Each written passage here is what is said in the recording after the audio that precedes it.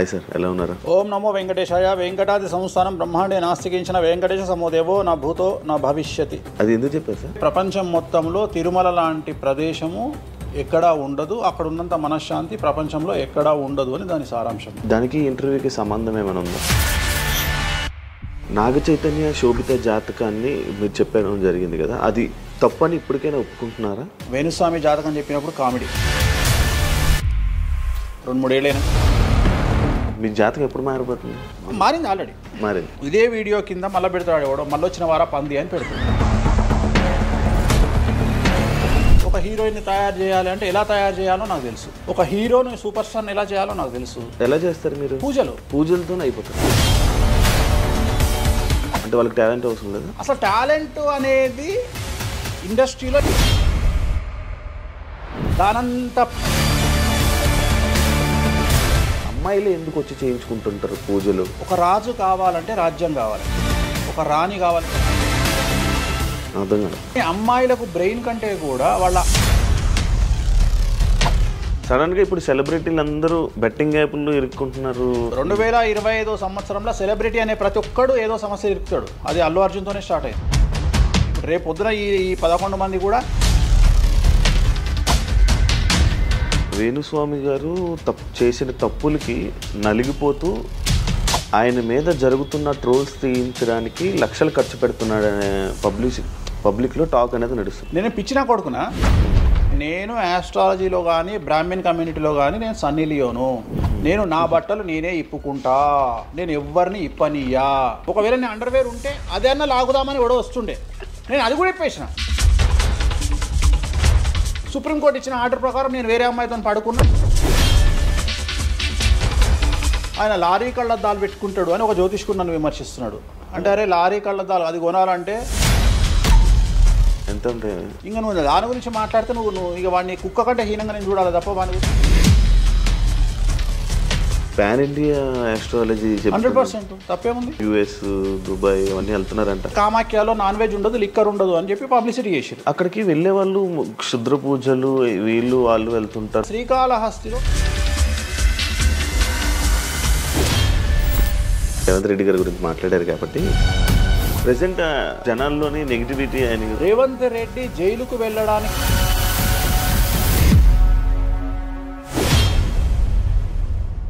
Hi hello నమస్తే, నేను మీ anchor Shiva. Welcome to Aiden Media. ఈరోజు మన ముందున్న గెస్ట్ ఆల్రెడీ ప్రోమో చూస్తే మీకు అర్థమైపోయి ఉంటుంది, మన వేణుస్వామి గారు ఈరోజు మనతో ఉన్నారు. నేను గత 2-3 సంవత్సరాల నుంచి అనుకుంటున్నాను అసలు వేణుస్వామి గారిని కలవాలి, ఒకసారి మనం మాట్లాడాలి, మనం కూడా ఇంటర్వ్యూ చేయాలి, కొన్ని విషయాలు తెలుసుకోవాలి అని నేను చాలాసార్లు ప్రయత్నించాను, బట్ అవ్వలేదు. ఫైనల్గా ఇప్పుడు అయ్యింది. అదే కాకుండా మరి కొన్ని రోజులు ఉగాది రానుంది, దాని గురించి రాశి ఫలాలు అండ్ కొత్త విషయాలు ఆయన మాటల్లోనే తెలుసుకునే ప్రయత్నం అయితే చేద్దాం. హాయ్ సార్, ఎలా ఉన్నారు?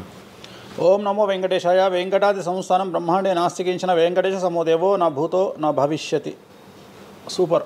అది ఎందుకు చెప్పారు సార్? ఇప్పుడు వెంకటాది సంస్థానం బ్రహ్మాండే నాస్తికించిన వెంకటేశ సమోదేవో నా భూతో నా భవిష్యతి అంటే కలియుగ దైవమైనటువంటి ప్రోటోకాల్ దైవమైనటువంటి వెంకటేశ్వర స్వామి వారు లాంటి భగవంతుడు, దేవుడు ఇక రాడు, రాలేడు, రాబోడు. అలాగే ప్రపంచం మొత్తంలో తిరుమల లాంటి ప్రదేశము ఎక్కడా ఉండదు, అక్కడ ఉన్నంత మనశ్శాంతి ప్రపంచంలో ఎక్కడా ఉండదు అని దాని సారాంశం. దానికి ఇంటర్వ్యూకి సంబంధం ఏమైనా ఉందా? నేను ఫాలో అయ్యేది శ్రీ వెంకటేశ్వర స్వామిని, కామాఖ్య అమ్మవారిని. సో మనం ఏదైతే జనరల్గా మాట్లాడతామో ఆ మాట్లాడే సందర్భంలో ఈ జనరల్గా నాకు ఇప్పటి వరకు గత 20 సంవత్సరాల నుండి ఏ ఇంటర్వ్యూలో కూడా పేపరు పెన్ను ప్రిపేర్ అవ్వడము, పేపర్లు పెన్నులు పెట్టుకొని వచ్చి కూర్చోవడము అలవాట్లేదు. సో నేను కూర్చొని మాట్లాడింది అంతా కూడా ఆ స్వామి అమ్మవారు మాత్రమే పలికిస్తారు. సో నేను మాట్లాడే ప్రతి మాట నాకు సంబంధం లేదు, ఎందుకంటే మీరు అబ్జర్వ్ చేసిరు నా దగ్గర ఏ పెన్ను లేదు, పేపర్ లేదు. మీరు ఏం అడుగుతారో నాకు తెలియదు, నేను మీతో ఈ ప్రశ్నలు అడగాలని నేను ఇంతవరకు చెప్పలేదు. సో మీరు ఏం అడుగుతారో మీ ఐక్యూ లెవెల్ని బట్టి ఉంటుంది. సో నాకు ఆన్సర్ చేసేది స్వామి అమ్మవార్లు ఆన్సర్ చేస్తారు. సో అది చెప్పి ఇంటర్వ్యూలో కూర్చోవడం నాకు అలవాటు. సో ఏదైనా మీరే పలికిస్తారు అనేటువంటి బ్లైండ్ నమ్మకంతో, గుడ్డి నమ్మకంతో ఆ స్వామిని అమ్మవారిని నమ్ముకొని కూర్చుంటాను ఇంటర్వ్యూలో. సో నాకు అలవాటు ఏంటంటే కలియుగ దైవం, ప్రోటోకాల్ దైవం మనం చూస్తుంటాం. మాకు రాముడు ఇష్టము, మాకు శివుడు ఇష్టము. వెంకటేశ్వర స్వామి వద్ద మాత్రమే డబ్బు ఉంటుంది, వేరే వాళ్ళ దగ్గర డబ్బులు ఉండవు. ఉదాహరణ, రాముడు ఉన్నాడు, సంవత్సరం నాడు ఒకటే రోజు ఆయన దగ్గరికి పోతాం మనం, అది శ్రీరామనవమి. శివుడు ఉన్నాడు, శివరాత్రి నాడు తప్ప ఎప్పుడూ పోము, కానీ ప్రతిరోజు వెళ్ళేది వెంకటేశ్వర స్వామి దగ్గర. వెంకటేశ్వర స్వామి భోగమైనటువంటి అనుభవిస్తూ ఉంటాడు. ఆయనకు భోగ శ్రీనివాసులు అని వెంకటేశ్వర స్వామి వారు, మనం తిరుపతికి వెళ్తే తిరుపతిలో వెంకటేశ్వర స్వామి వారి దగ్గర చిన్న విగ్రహం ఉంటుంది కింద, దాన్ని భోగ వెంకటేశ్వర స్వామి అంటారు. అంటే ఆయనకున్నంత అనుభవించేదంతా ఆయన్ని అక్కడనే ఆ వెంకటేశ్వర స్వామి వారే అనుభవిస్తారు. సో అందుకని ఆయనకు అంత లగ్జరీ లైఫ్ ఉంటుంది. సో లక్ష్మి కూడా వెంకటేశ్వర స్వామి దగ్గరనే ఉంటుంది. అంటే మన కలియుగంలో ప్రోటోకాల్ దైవం అంటే వెంకటేశ్వర స్వామి. డబ్బును ఎంజాయ్ చేయాలి, డబ్బు రావాలి, లగ్జరీస్ అంటే వెంకటేశ్వర స్వామి. అందుకనే వెంకటేశ్వర స్వామి వారి మాట తీసుకొని మాత్రమే నేను ఇంటర్వ్యూని స్టార్ట్ చేస్తాను. మీకు డబ్బు రావాలి? ఎవరికి? మీకు. నాకు డబ్బు వచ్చింది ఆల్రెడీ, ఎనఫ్. ఎలా వచ్చింది? ఎలా సంపాదించారు? సంపాదించాలనే కసి ఉంటుంది కాబట్టి సంపాదిస్తాం. అంటే నేను ఎలా నమ్ముతా అంటే, ఒక సామెత ఉంటుంది, వీడి జాతకమే బాగుంటే వీడి జాతకాలు ఎందుకు చెప్పుకుంటాడు. సో నా జాతకం బాగుంది అని ప్రూవ్ చేసుకోవడానికి the first ever astrologer range rover వాడేటువంటి జ్యోతిష్కుడు నేను ఒక్కనే ఇండియాలో. సో అన్ని లగ్జరీస్ లైఫ్లో ఎంజాయ్ చేస్తేనే వేరే వాడికి మనం మాట్లాడేటువంటి రైట్స్ ఉంటాయి అనేటువంటి ఉద్దేశం నాది.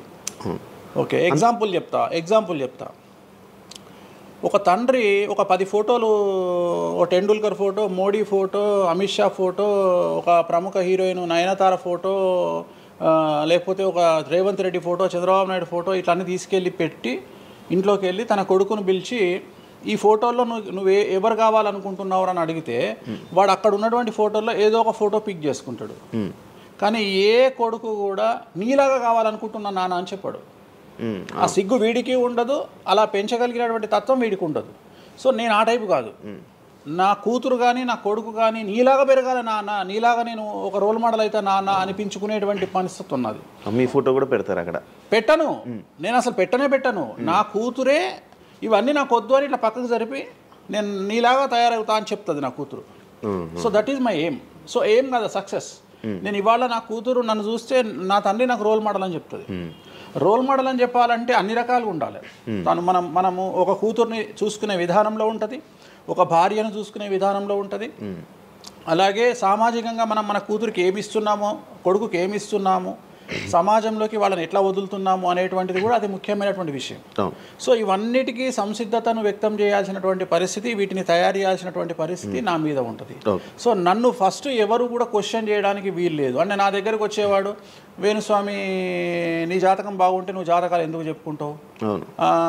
సో ఇప్పుడు నేను ఒక హీరోయిన్ని తయారు చేయాలి అంటే ఎలా తయారు చేయాలో నాకు తెలుసు. అంటే ఆమె జాతకంలో యోగం ఉంటే ఆమెను సూపర్ స్టార్ని ఎలా చేయాలో నాకు తెలుసు, ఒక హీరోని సూపర్ స్టార్ని ఎలా చేయాలో నాకు తెలుసు. సో ఎలా చేస్తారు మీరు? పూజలతోనే అయిపోతారా? పూజలతోనే అయిపోతారు. అంటే వాళ్ళకి టాలెంట్ అవసరం లేదు? వాళ్ళకి టాలెంట్ జాతకం ఉంటేనే అంటున్నా కదా, యోగం ఉంటేనే అవుతారు కదా. జాతకంలో ఉంటుందని ఉంటుంది, ఒకవేళ ఉన్నదని మనకు కనిపించింది. అవును, వాళ్ళకి ఒకవేళ టాలెంట్ లేకపోతే అసలు టాలెంట్ అనేది ఇండస్ట్రీలో ఎవరికీ ఉండదు. Practice makes perfect.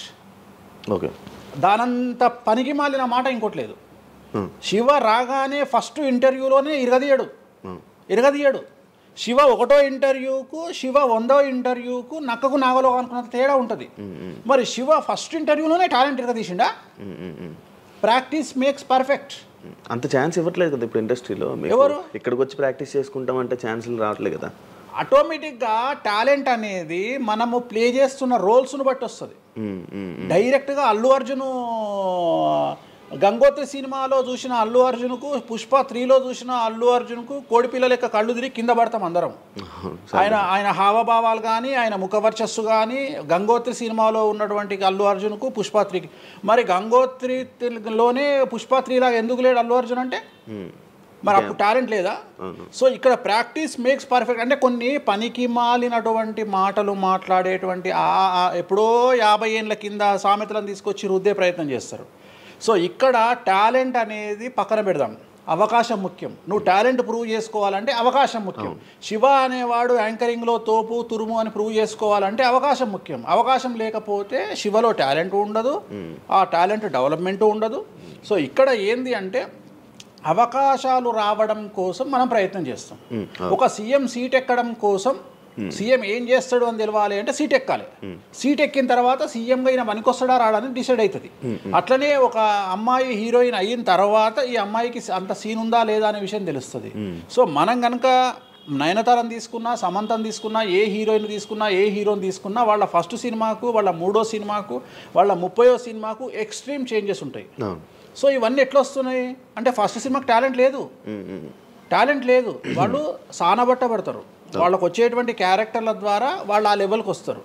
అట్లనే ఒక గ్రామస్థాయి సర్పంచ్ నుండి స్టార్ట్ అయినటువంటి వ్యక్తి వాళ్ళ రాష్ట్రానికి తెలంగాణకు ముఖ్యమంత్రి అయిన రేవంత్ రెడ్డి అంటే ఆయన ప్లానింగు, ఆయన ఎట్లా చేయాలి, ఎట్లా సీఎం కావాలి అనే ఆలోచనల ద్వారా ఇక్కడికి వచ్చిండు. తెలంగాణలో కాంగ్రెస్లో ఎంతోమంది తోపులు తురుములు ఉండగా రేవంత్ రెడ్డి ఎందుకు సీఎం అయ్యిండు అంటే రేవంత్ రెడ్డి టార్గెట్ సీఎం పదవి. మధ్యలో ఉండేవాళ్ళు వేరే వాళ్ళందరూ టార్గెట్ సీఎం పదవి కాదు, కానీ రేవంత్ రెడ్డి మాత్రమే అన్ని కష్టాలు పడ్డాడు, రేవంత్ రెడ్డి మాత్రమే సీఎం టార్గెట్ చేసుకొని వాళ్ళ పదవి వచ్చింది. సో ఇది ప్రాక్టీస్ మేక్స్ పర్ఫెక్ట్. సో మనం ఎంత ప్రాక్టీస్ చేస్తే అంత పర్ఫెక్ట్ అవుతాం. అంతేగాని టాలెంట్ చూపించుకోవాలి అంటే అవకాశం రావాలి, అవకాశం వచ్చిన దాన్ని వాడుకోవాలి, అన్నిటికంటే ధైర్యం కావాలి. There is no development in comfortable zone. కలియుగంలో కంఫర్టబుల్ జోన్లో ఎప్పుడూ డెవలప్మెంట్ ఉండదు. తెలంగాణ రాష్ట్రంలో కాంగ్రెస్ పార్టీలో మనం గనక కాంగ్రెస్ పార్టీలో ఉన్నటువంటి వ్యక్తులను తీసుకుంటే ఒక రేవంత్ రెడ్డి మినహా ఎవరు కూడా జైలుకి వెళ్ళలేదు. రేవంత్ రెడ్డి జైలుకు వెళ్ళడానికి కూడా సంసిద్ధత వ్యక్తం చేసినాడు, అలాంటి ఫైటింగ్ చేసినాడు. అంటే కంఫర్టబుల్ జోన్ దాటి రిస్క్ జోన్లో ఫైట్ చేయడం వల్ల ఇవాళ సీఎం అయినాడు. మిగతా వాళ్ళందరూ ఎక్కడనో దగ్గర భయపడ్డమో బాధపడ్డమో వెనకడిగేయడం వల్లనో వాళ్ళు అక్కడనే ఉండిపోయారు. ఈయన మాత్రమే జైలుకు వెళ్ళి మరీ ఫైట్ చేసి వాళ్ళ సీఎం అయ్యాడు. అంటే ఎవరైతే కష్టపడతారో వాళ్ళకు ఫలితం దక్కుతుంది, ఎవరైతే కంఫర్టబుల్ జోన్లో ఉంటారో వాళ్ళు కంఫర్ట్ లెవెల్ అట్లనే ఉంటుంది. సో సమాజంలో మనం బయటికి వచ్చి ఫైట్ చేసి అన్నిటినీ ఎదుర్కొని 10 మందితో దొబ్బులు తిని సోషల్ మీడియాలో దొబ్బించుకొని కింద కామెంట్లు పెట్టించుకొని బండనాయదవా దొంగనాయదవా అని కామెంట్లు పెట్టించుకొని సో ఇవన్నీ ఓవర్కమ్ అయ్యి సమాజాన్ని అర్థం చేసుకొని ఓహో వీళ్ళంతా పనికి మాలిన వెధవలు కామెంట్ల రూపంలోనే ఉంటారు అని మనం ఫైట్ చేస్తూ ముందుకు వెళ్తేనే మనకు లైఫ్ దొరుకుతుంది.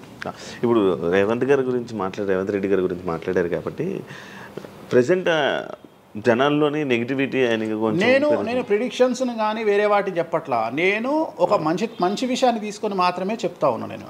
నేను మంచి విషయాన్ని మాత్రమే తీసుకొని చెప్పాను.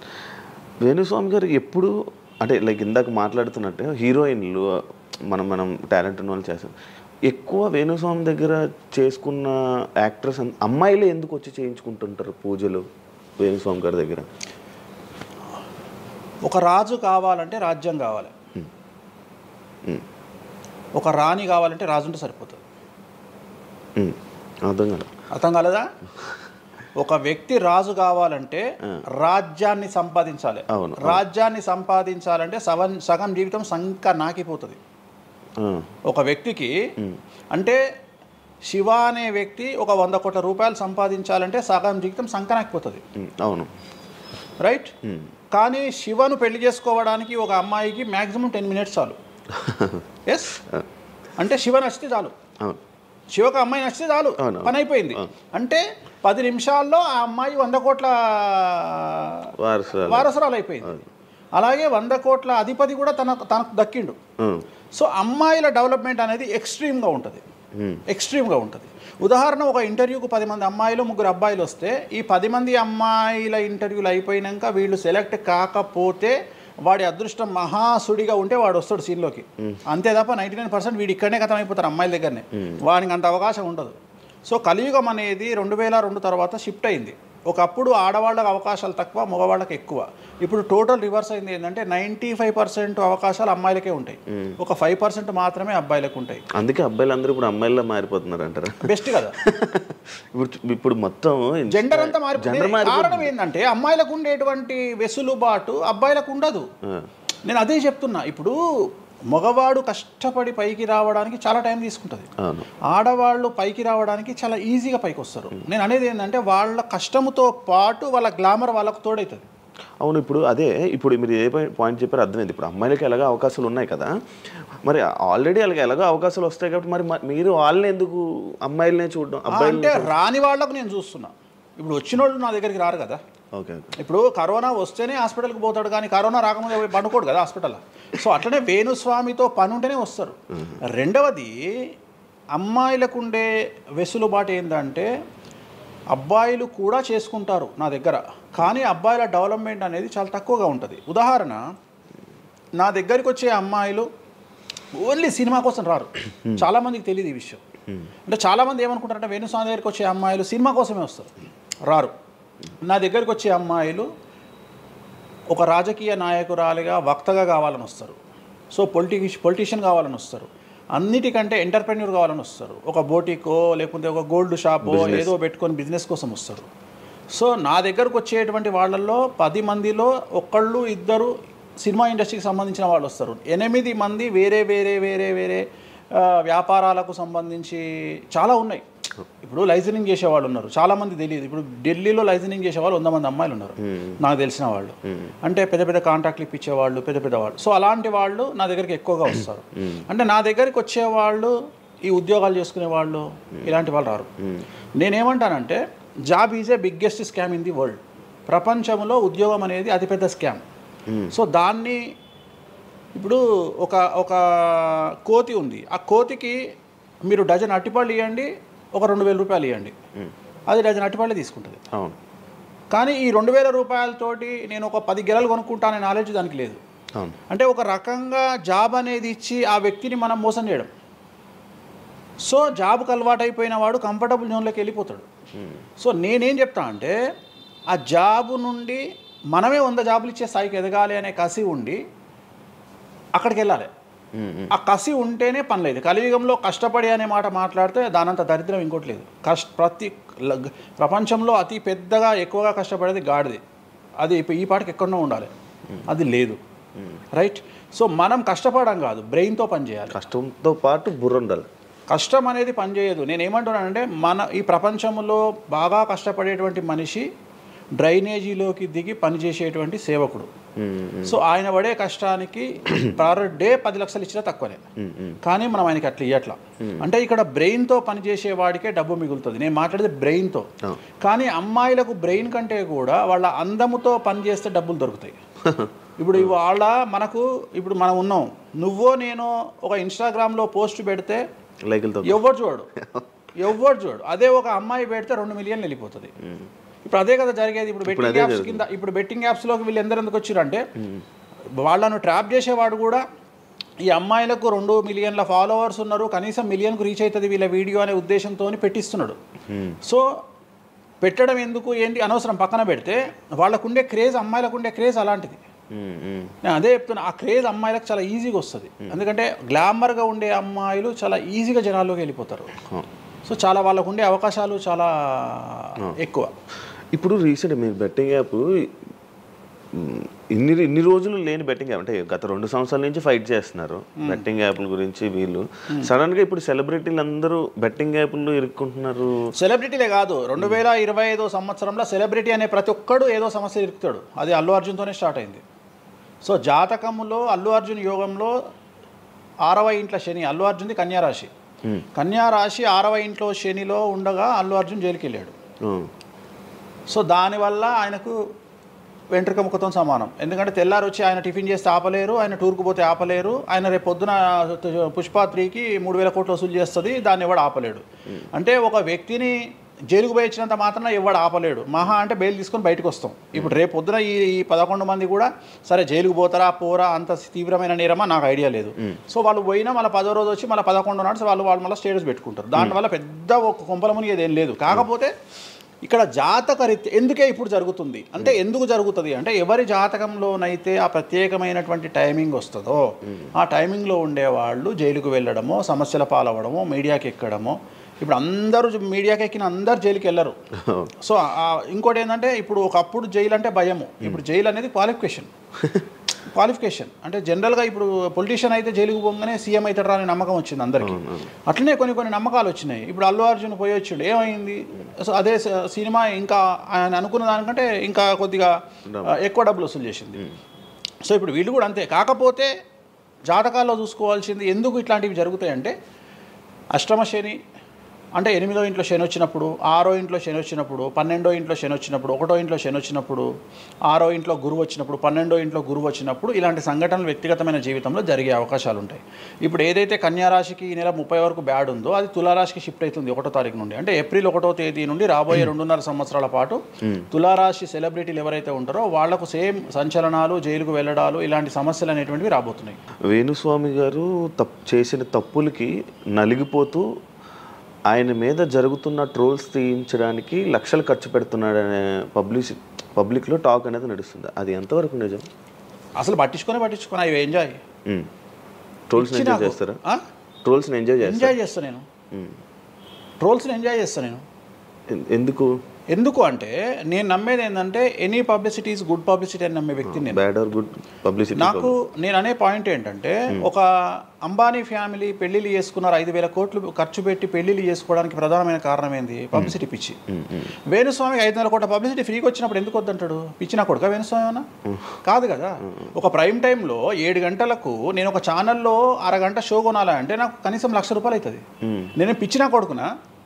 నాకు వచ్చే పబ్లిసిటీ ఎంత ఎక్స్ట్రీమ్ పబ్లిసిటీ వస్తుంది. నేను ఎప్పుడు బాధపడతా? నా లైఫ్ డిస్టర్బ్ అయినప్పుడు బాధపడతా, నా ఫైనాన్షియల్ రూట్ ఆగిపోయినప్పుడు బాధపడతా. ఇప్పుడు నేను 12వ సంవత్సరంలో సినిమా ఇండస్ట్రీకి వచ్చిన. నా కమాండింగే మీడియా, నా కమాండింగే సినిమా ఇండస్ట్రీ, నా కమాండింగే పొలిటికల్, నా commanding all aspects of life. అలాంటి నేను నా జాతకాన్ని అంటే ఏం తెలియకుండానే బ్లైండ్గా వచ్చి మీడియా ముందర మాట్లాడేసి దొబ్బులు తిని వెళ్ళిపోదాం అనుకుంటున్నా? అంటే నాకంటూ కొన్ని క్లారిఫికేషన్స్ ఉంటాయి కదా. ఇప్పుడు ఉదాహరణ, ఇప్పుడు ఒక వ్యక్తి మీద ఒక లీగల్ అలిగేషన్ వచ్చినప్పుడు వాడు యాంటిసిపేటరీ బెయిల్ తీసుకుందామా, లాయర్ను మాట్లాడుకుందామా, ఏం చేద్దాం అని ఆలోచిస్తాడు కదా. అట్లనే మనం అడవిలోకి వెళ్ళేటప్పుడు టైర్ పంక్చర్ అయితే ఏం చేస్తామని ఆలోచించుకుంటాం కదా. అట్లనే ఒక అడవిలో ట్రావెల్ చేసినప్పుడు మనం ఆలోచించుకొని ట్యాంక్ డీజిల్ ఫుల్ చేయించుకుంటాం కదా. సో అట్లా నాకు ఉండవు ఆలోచనలు. నేను ఆలోచించుకోకుండానే ఇలాంటి పనులు చేస్తున్నా. సో వేణుస్వామిని దెబ్బ కొట్టాలి అన్నా, ఎవరిని దెబ్బ కొట్టాలన్నా ఫైనాన్షియల్గా దెబ్బ కొట్టాలి.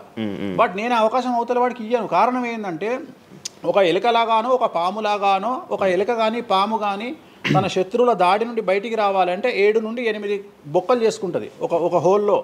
అంటే ఇటు రాడ్ పెడితే ఇటు వెళ్ళిపోతుంది, ఇటు రాడ్ పెడితే ఇటు వెళ్ళిపోతుంది. సో అట్లనే నేను ఒక 4-5 రకాల ఆర్థిక వనరులను ఏర్పాటు చేసుకున్నా. నా మెయిన్ ఇది కాదు, ఇది కాకుండా ఇంకా 4-5 రకాల ఆర్థిక వనరులను ఏర్పాటు చేసుకున్నా.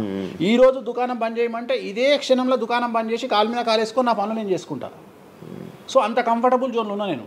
సో నాకు టెన్షన్ లేదు. నాకు అంటే నన్ను ఎవడో ఆపేస్తాడు, నేను ఆగేయాలి ఏం లేదు, హ్యాపీగా వెళ్ళిపోతుంది. సపరేట్ బిజినెస్లు ఉన్నాయి నాకు. 190 వ్యాపకాలు ఉన్నాయి నాకు. నన్ను జ్యోతిష్యం, నేను 4 నెలలు జ్యోతిష్యం చెప్పుకోకపోతే జ్యోతిష్యం మీద సంపాదించేదానికంటే ఇంకో ₹5 ఎక్కువ సంపాదించుకున్నా. ఇప్పుడు మధ్యలో నేను ఒక 4 నెలలు రెస్ట్ తీసుకొని నాకు వేరే వ్యాపకాలు చూసుకుంటే నాకు ఈజీ, ఎందుకంటే నేను కాన్సన్ట్రేషన్ చేయలేకపోతున్నా. సో ఇప్పుడు నాకు దొరికింది మొన్నటి వరకు, నేను ఆ పని చేసుకున్నా. రెండోది ఉగాదికే కదా నేను మాట్లాడేది, తర్వాత ఏం మాట్లాడతా. రెండోది ఏంటంటే కొన్నిసార్లు మనకు కొన్ని విచక్షణ, కొన్ని జ్ఞానాలు కలుగుతాయి, కొన్నిసార్లు కలుగుతాయి. ఇప్పుడు నాకు కూడా అదే జ్ఞానం కలిగింది. ఎందుకు అంటే ఇక్కడ వాక్యూమ్ నేను కవర్ చేసిన, టాలీవుడ్లో తెలుగులో వాక్యూమ్ కవర్ చేసిన, ఇక్కడ ఏం లేదు. సో నేను వాక్యూమ్ ఇంకా క్లియర్ చేసుకోవాలి, ఇంకా పెంచుకోవాలి అంటే బాలీవుడ్కు పోవాలి, కన్నడ పోవాలి, తమిళ్ పోవాలి.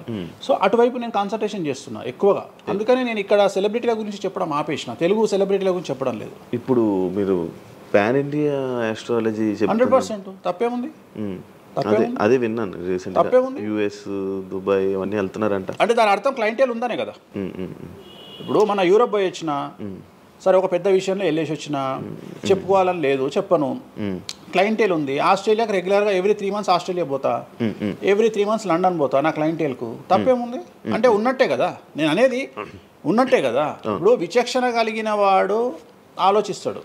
అంటే వేణుస్వామి మీద ఎందుకు వస్తున్నాయి రూమర్స్, ఎందుకు వేణుస్వామిని టార్గెట్ చేస్తున్నారు, నాకు అనవసరం.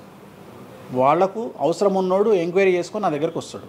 నేను ఇంకోటి అందరికి ఒకటే చెప్తా, నా పాజిటివ్ వీడియోల కంటే నా నెగిటివ్ వీడియోలే చూడండి. ఫస్ట్ జనాలు నన్ను ఎక్కిన వీడియోలు చూడండి, నన్ను దొబ్బిన వీడియోలు చూడండి, నా గురించి నెగిటివ్గా పెట్టిన వీడియోలు చూడండి. అప్పటికీ మీకు నా మీద నమ్మకం కలిగితేనే నా దగ్గరికి రండి, లేకపోతే రావద్దు. ఫస్ట్ వాటిని ఎంజాయ్ చేయండి, వాటిని ఫుల్ ఎంజాయ్ చేయండి, చేసి నా దగ్గరికి రండి. అట్లాంటి వాళ్ళే నా దగ్గరకు వస్తారు. అవునా? నాకు అదే కావాలి. చెప్పారా? నాకు అదే, నాకు టీవీలో ఎప్పుడు కూడా చెప్తున్నా కదా, వాళ్ళు వచ్చిన వాళ్ళు ఎవరైనా వచ్చిన వాళ్ళు చెప్తారు కదా. ఇప్పుడు ఉదాహరణ ఏమంటారు అంటే, ఇప్పుడు కామాఖ్య ఉంది, కామాఖ్యకి వెళ్తే ఇప్పుడు ఎవరో ఒకళ్ళు పబ్లిసిటీ చేసిరు, కామాఖ్యలో నాన్ వెజ్ ఉండదు, లిక్కర్ ఉండదు అని చెప్పి పబ్లిసిటీ చేసిరు. అవును. చెయ్యంగానే నా కామాఖ్య మెట్లెక్కగానే కనిపించేది నాన్ వెజ్, కామాఖ్య మెట్లెక్కగానే కనిపించేది లిక్కరు, గర్భగుడిలో ప్రదర్శనం చేస్తున్నంతసేపు మనకు కనిపించేది నాన్ వెజ్, లిక్కరు. సో అక్కడికి ఇప్పుడు ఎగ్జాంపుల్ చెప్తా. ఇప్పుడు శివ అనే వ్యక్తి కామాఖ్యకి ఇంతవరకు వెళ్ళలేదు. సో ఇప్పుడు ఏమనుకుంటాడంటే, వేణుస్వామి గురించి చెప్పిన ప్రచారాన్ని శివ నమ్ముతాడు. నాకు అదే కావాలి, ఇప్పుడు నమ్మడమే కావాలా. కానీ శివ నెల తర్వాత కామాఖ్యకి వెళ్తాడు. వెళ్ళిన తర్వాత ఎక్కడ చూసినా అడుగున నాన్ వెజ్, లిక్కర్ కనిపిస్తుంది శివకు. శివకు లాస్ట్కు ప్రసాదం కూడా నాన్ వెజ్ ఇస్తారు, ప్రసాదం కూడా లిక్కరే ఇస్తారు. అంటే తాగున ఆయన అని చెప్పి చేతిలో పోస్తారు. అంటే తీర్థంలో లిక్కర్ పోసి మీకు తీర్థం ఇస్తారు, మీరు తీర్థం తాగుతారు, లిక్కర్ పోసిరు. అప్పుడు ఒకసారి మీకు గుర్తొచ్చేది ఎవరు? వేణుస్వామి. ఓహో, వేణుస్వామి చెప్పింది 100% నిజము. అంటే మనం మూర్ఖులము, ఇన్ని రోజులు నమ్మింది, మనం తప్పు చేసినాం వేణుస్వామి విషయంలో అని. అక్కడికి వెళ్ళే వాళ్ళు క్షుద్ర పూజలు వీళ్ళు వాళ్ళు వెళ్తుంటారు. అసలు క్షుద్రం అంటే ఏంది? క్షుద్ర పూజలు శ్మశానంలో చేస్తారు. ఇవి వామాచార పూజలు. మందులలో, అలోపతి మందుల్లో రెగ్యులర్ మందులు స్టిరాయిడ్స్ లాగా స్టిరాయిడ్స్ అనేవి ఇవి. సో నాలెడ్జ్ లేకపోతే నిమ్మకాయలు పెట్టిన ప్రతి చోట క్షుద్ర పూజ అంటే, శ్రీకాళహస్తిలో నిమ్మకాయలతోనే పూజ చేస్తారు. క్షుద్ర పూజ నాది అంటే వేణుస్వామి పూజలు చేయడం క్షుద్ర పూజలు, వామాచార పూజలు. వామాచార పూజలు నేను అనేది ఏంటంటే, నేను ఇప్పుడు ఇందాక అదే చెప్పిన, అనేవాడు ఫిల్టర్ లేకుండా ఎన్నన్నా అనుకొని, ఒకవేళ అట్లా అనుకుంటే వేణుస్వామి క్షుద్ర పూజలు చేస్తే సోషల్ మీడియాలో ఎందుకు పెట్టుకుంటాడు? నా లైఫ్లో నేను చెప్పేది ఒకటే, నేను ఆస్ట్రాలజీలో కానీ బ్రాహ్మణ్ కమ్యూనిటీలో కానీ నేను సన్నీ లియోను. నేను నా బట్టలు నేనే ఇప్పుకుంటా, నేను ఎవ్వరిని ఇప్పనియ్యా, నా బట్టలు నేనే ఇప్పుకుంటా. నేను దొంగతనంగా ఇవాళ వరకు పూజ చేసినా, దొంగతనంగా చెయ్యలేదు. పైన పూజ అవుతుంది, మీరు కెమెరా తీసుకొని పోయి పెట్టుకోండి. నాన్ వెజ్ పెట్టిర్రు, లిక్కర్ పెట్టిర్రు, పైన పూజ అవుతుంది. సో మీ ఇష్టం వచ్చినవి తీసుకోండి. నేను శాస్త్రానికి విరుద్ధంగా చేస్తే అమ్మవారు నన్ను సర్వనాశనం చేస్తుంది. నాకెవడన్నా అడ్డొచ్చి అనవసరంగా అమ్మవారిని బద్నాం చేస్తే వాడు సర్వనాశనం అవుతాడు. Simple logic. ఇంట్లో పెద్ద ఏం లేదు, ఇంట్లో నేను పెద్ద గొప్పగా చెప్పుకునేదే లేదు. వామాచారాన్ని క్షుద్ర పూజలుగా భావించి మాట్లాడుకుంటే మీ కర్మ. ఇంకోటి, నేను ఎందుకు లైవ్లో పెడతా పూజలన్నీ? ఎందుకు పెడుతున్నా అంటే, నేను చేసేటి సక్రమమైనటువంటివి కాబట్టే పెడుతున్నా. ఇంకోటి, ఎక్స్ప్లోర్ చేసేవాడికి తెలుస్తాయి ఇవన్నీ. కామాఖ్య పోవాలంటే పోయేటప్పుడు 15,000, వచ్చేటప్పుడు 15,000, 30,000 రూపాయల ఫ్లైట్ టికెట్ ఎక్కి పోవాలి. ఒకప్పుడు 4,000 రూపాయల ఫ్లైట్ టికెట్ ఉంది వేణుస్వామి ప్రచారం చేయక ముందుకు. వారానికి ఒక్క ఫ్లైట్ ఉండే గౌహతికి. ఇవాళ ప్రతిరోజు పోవడానికి 3 ఫ్లైట్లు, రిటర్న్ రావడానికి 4 ఫ్లైట్లు వేణుస్వామి వల్ల ఏర్పడ్డాయి. ఇవాళ తెలుగు, మీరు కామాఖ్య టెంపుల్కి వెళ్తే ప్రతి 10 మందిలో 5 తెలుగు వాళ్ళే ఉంటారు, కర్ణాటక వాళ్ళు ఉంటారు, తమిళ వాళ్ళు ఉంటారు. సో ఇంత స్ప్రెడ్ అయింది కామాఖ్య. సో రెండవది, తెలియకుండా మాట్లాడే వాళ్ళ గురించి నేను మాట్లాడా, ఎక్స్ప్లోర్ చేసి మాట్లాడే వాళ్ళ గురించి నేను మాట్లాడతాను. మీరు కామాఖ్యకి వెళ్తే ఇప్పుడు గోవాలో ఏముంటుంది? ఉంటుంది. ఉదాహరణ, బ్యాంకాక్ అనగానే ప్రతి నా కొడుకు మాట్లాడేది ఏంది? మసాజ్. హైదరాబాద్ కంటే గొప్పగా ఉంటుందా బ్యాంకాక్? నాకు తెలియదు. ఇండియా కంటే గొప్పగా ఉంటుందా బ్యాంకాక్? మరి ఇప్పుడు అట్లాంటప్పుడు ఆడవాళ్ళు ఎందుకు పోతున్నారు? ఇప్పుడు బ్యాంకాక్కు ఆడవాళ్ళు విపరీతంగా పోతున్నారు. అంటే బ్యాంకాక్లో మసాజ్ కాకుండా బీచెస్, వైట్ శాండ్ బీచెస్ చాలా ఫేమస్, ఫ్రూట్స్ ఫేమస్, చెట్లు ఫేమస్, ఎంటర్టైన్ చేసే ప్లేసెస్ చాలా. అంటే మూర్ఖులు, నాలెడ్జ్ లేని వాళ్ళు బ్యాంకాక్ గురించి తప్పుగా మాట్లాడతారు. అట్లనే మన దగ్గర పెద్దాపురం ఉంది. పెద్దాపురం గురించి అదేనా ఇక దాని అర్థం? పెద్దాపురంలో బుట్ట భోజనం చాలా ఫేమస్. నేను ఎక్కడికి వెళ్ళిపోయాను. పెద్దాపురం అని ఉంది, బుట్ట భోజనం ఉంది. పెద్దాపురంలో బుట్ట భోజనం నాకు ఇష్టము, కొంతమందికి వేరే ఇష్టం. అంటే నేను అనేది ఏంటంటే, మీ ఇష్టం వచ్చినట్టు. ఇప్పుడు చిలకలూరుపేట అని పేరు, అంత మాత్రం తప్పు పడతామా? అంటే మూర్ఖపు వేదవాళ్ళు మాట్లాడే మాటలకు నేను తీసుకోవాల్సినటువంటి పని నాకు లేదు. రెండవది, కాదేది విమర్శకు అనర్హం. అంటే వేణుస్వామి దగ్గర విషయం ఉంది, వేణుస్వామి సెలబ్రిటీ కంటెంటు, లేదా వేణుస్వామిని ట్రోల్ చేసినా, వేణుస్వామిని తిట్టినా, వేణుస్వామి గురించి సబ్జెక్టు పెట్టినా, కనీసం మనకు ఒక వీడియోతోని ఒక 5 జీతాలు వెళ్తాయి అనేటువంటి నమ్మేటువంటి ప్రజల గురించి నేను మాట్లాడను. ఎందుకంటే నా వల్ల వాళ్ళ జీతాలు వెళ్తున్నప్పుడు నేను సంతోషపడతా. నా వల్ల జీతాలు వెళ్తున్నప్పుడు నేను ఎంత తిడితే నాకు అంత ఆనందం. ఎందుకంటే వేణుస్వామి మంచోడు అని చెబితే ఎవడు చూడడు. వేణుస్వామిని తిడితే 5 లక్షలు చూస్తారు. 5 లక్షలు అంటే కనీసం 30,000 రూపాయలు. అంటే నాకు తెలియదు సరిగా, ఒక జీతం వెళ్ళిపోతుంది కదా. సో నేను అనే పాయింట్ ఏంటంటే, నన్ను తిడితే నేను అసలు బాధపడను, నన్ను తిడితే నేను సంతోషపడతా. కారణం ఏంటంటే, అట్లీస్ట్ ఆ వీడియోతోని నన్ను ఒక 1000 మంది అన్న గుర్తుపడతారు. ఇప్పుడు ఆస్ట్రాలజీ పరంగా నాకు ఉండే గుర్తింపు నాకు ఉంది, నేను కాదనను. కానీ ఇంకా నా గుర్తింపు నేను పెంచుకోవాలంటే ఎట్లా పెంచుకుంటా, నాతో అయిపోయింది. ఇంతకంటే నేను ఏం చేయలేను. ఇక నేను మ్యాక్సిమం చేసేసిన ఆస్ట్రాలజీలో. ఇప్పుడు వేణుస్వామి అంటే సౌత్ ఇండియాలో వేణుస్వామి అనగానే ఆస్ట్రాలజీ పేరు వస్తుంది, ఆస్ట్రాలజీ అనగానే వేణుస్వామి వస్తుంది. ఎవడు అవునన్నా కాదన్నా నేనే మార్గదర్శకం, దీంట్లో అనుమానమే లేదు. కానీ ఇంతకంటే నాకు ఇంకేదో కావాలి అంటే నేను డబ్బులు, ఇప్పుడు మీరు నా దగ్గరకు వచ్చిర్రు, ఎక్కడైనా నా నేమ్ ప్లేట్ మీరు చూసిరా? చూడలేదు. నా ఫోటో కనిపిస్తుందా మీకు నా ఆఫీస్లో? లేదు. అది నా రేంజ్, అది నా రేంజ్. నాకు విజిటింగ్ కార్డు ఉండదు, నాకు విజిటింగ్ కార్డు ఉండదు, నాకు నేమ్ ప్లేట్ ఉండదు, నాకు నా ఫోటో ఉండదు ఎక్కడ. అమ్మవారి ఫోటోలు, వెంకటేశ్వర ఫోటోలు తప్ప నా పర్సనల్ ఫోటోలు నేను ఎక్కడ పెట్టుకోను. మీరు నన్ను వేణుస్వామి కాదు ఎల్లయ్య అన్న నేను యాక్సెప్ట్ చేస్తాను. ఒకవేళ ఒకరోజు యాంకరింగ్లో ఒక ఆమె ఏం చేసిందంటే, అమ్మాయి ఇంటర్వ్యూ చేయబోతూ వేణుస్వామి కాకుండా ఏదో కొత్త పేరు చెప్పింది, కొత్త పేరు చెప్పి భయపడ్డది. అంటే నేను ఫ్లోలో చెప్పేసి భయపడ్డది. స్వామి తప్పు చెప్పినా అంటే నీ ఇష్టం వచ్చిన పేరు చెప్పుకోపో అన్న. జనాలకైతే నేను వేణుస్వామి అని తెలుసు కదా. ఇప్పుడు వేణుస్వామి బొమ్మేసి పుల్లయ్య అంటే అయితే వేణుస్వామి అనుకుంటారు కదా జనాలు. నేను అనేది అది. సో నాకు ఎంత విమర్శ చేస్తే ఐఎమ్ ఫీల్ హ్యాపీ. అంటే మీ గురించి మీరు అంత క్రియేట్ జనాల్లో అందరికీ తెలుసు, అంత ఉంది ఆల్రెడీ. నేను మౌత్ పబ్లిసిటీని నమ్ముతా. మౌత్. రెండవది సింపుల్ లాజిక్. తెలుగు జనాలు అంత పిచ్చోళ్ళ, ఎక్కడ ఎవరి గురించి నెగిటివ్ పడుతుంది, ఏం పడుతుంది, ఎందుకు పడుతుంది, దీని వెనకాల ఏం జరుగుతుంది అని ఆలోచించలేనంత చవటలో నేను అనుకోను. ప్రతి యాడ్ను క్షుణ్ణంగా పరిశీలిస్తారు, ప్రతి టీవీలో టెలికాస్ట్ అయ్యే ప్రతిదీ క్షుణ్ణంగా పరిశీలిస్తారు, దీని వెనక వీళ్ళ మోటో ఏంది అనేది కూడా ఆలోచిస్తారు. సో చాలా సింపుల్గా అనలైజ్ చేస్తారు. సో అంత మాత్రాన నాకు వచ్చేదేముంది, జనాలు ఒకటి నన్ను విమర్శించేవాడికి లేదా నన్ను శత్రువుగా భావించేవాడు ఆ 2 రోజులు మంది ఎక్కువ తాగుతాడు, 2 పెగ్గులు, అంతకుమించి వాడు వీకేది ఏం లేదు. రెగ్యులర్గా తాగే మందు కంటే 2 పెగ్గులు ఎక్కువ తాగుతాడు, 2 ముక్కలు ఎక్కువ తింటాడు, ఎందుకంటే అబ్బా వేణుస్వామికి ఏదో అయిపోయింది అని. కానీ అంతకుమించి జరిగేది ఏముంటుంది, వేణుస్వామి మర్డర్ చేసినా, మానభంగం చేసినా రాజ్యాంగానికి అతీతంగా లోపలికి పోతాడు. అది కాకుండా 19(1) ప్రకారమే ఎవరికైతే జనాలకు స్వేచ్ఛ మాట్లాడే హక్కు ఉందో దాన్ని బేస్ చేసుకుని వేణుస్వామి మాట్లాడతాడు తప్ప వేణుస్వామి రాజ్యాంగాన్ని మీరి ప్రవర్తించేటువంటి పరిస్థితి లేదు. రాజ్యాంగానికి లోబడి ప్రవర్తిస్తాడు. సో ఆర్టికల్ స్పీచ్ 19(1) ప్రకారమే మాట్లాడతాడు. దీంట్లో ఎటువంటి సమస్యలు లేదు. నా వృత్తి ఆస్ట్రాలజీ. సో పర్ఫెక్ట్గా మాట్లాడుకుంటా. కానీ నా గురించి నెగిటివ్గా మాట్లాడే వాళ్ళు ఎప్పుడు కూడా నా శ్రేయోభిలాషలే, ఎందుకంటే వాళ్ళు నా స్థాయిని పెంచుతూ ఉన్నారు కాబట్టి నేను వాళ్ళని ఎప్పుడూ శత్రువులుగా భావించను. వేణుస్వామి గారితో డేంజర్ అంటే మిగతా కొంతమంది బ్రాహ్మణ లైక్ పంతులు కానీ వీళ్ళు కానీ చెప్పేది ఇది, వేణుస్వామి గారి డేంజరు ఆయన్ని ఒకవేళ ఏమైనా అంటే మళ్ళీ ఆయన పూజలు చేసి మనం నాశనం అయిపోయేలా ఇది కూడా ఆయన చేయగలడు, పవర్స్ ఉన్నాయి. నమ్ముతున్నట్టే కదా, అంటే నాకు వర్తుందనే కదా. అలా అలా అర్థం కాదు, వర్తున్నట్టే కదా. ఇప్పుడు వర్త్ లేకపోతే ఫీల్ కావాలి, భయపడుతున్నారంటే నమ్ముతున్నట్టే కదా. సబ్జెక్ట్ ఉందని నమ్ముతున్నారు కదా.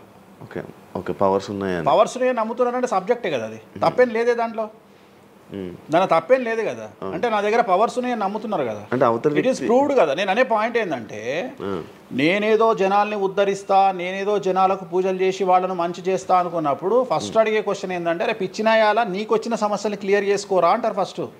మరి నా సమస్యలను క్లియర్ చేసుకుంటా కదా, లాజికా కాదా? చేస్తారా నిజంగా? నేను అడిగే పాయింట్ మీకు అర్థం కాలా? అర్థమైంది. నేను చెప్తున్నది ఒకటి, నీకు అర్థమవుతున్నది ఏమంటున్నా.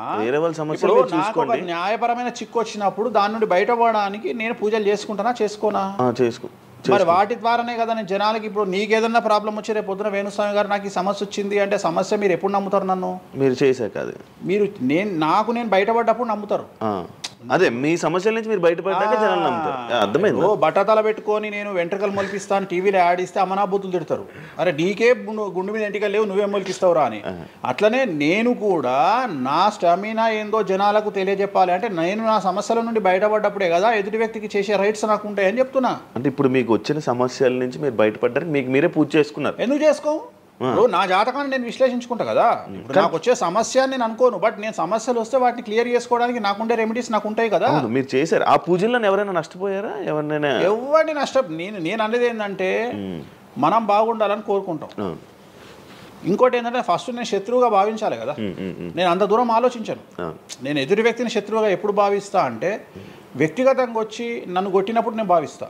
అంటే నా గురించి చెడుగా మాట్లాడడం అనేది నాకు శత్రువు కాదు, ఎందుకంటే వాళ్ళ వృత్తి అది. బోల్డ్ మంది మాట్లాడతారు అందరితో, అందరూ శత్రువులు. నేను అదే అంటున్నాను. ఇప్పుడు ఇదే వీడియో కింద మళ్ళీ పెడతాడు ఎవడో, మళ్ళీ వచ్చిన వారా పంది అని పెడతాడు. ఇప్పుడు నేను వాడిని వాడిని ఇల్లు ఎత్తుక్కుంటూ పోవాలా నేను? వాడిని ఇల్లు నాకు కనీసం లక్షల్లో క్లయింటేల్ ఉంటుంది. ఈ వీడియో కింద తిడితే తిడితే ఒక 10 మంది తిడతారు. ఈ 10 మంది అలవాటు అయిపోయి, అలవాటు కాదు, కలియుగ ధర్మము. నేను చాలా ప్రాక్టికల్గా ఉంటా.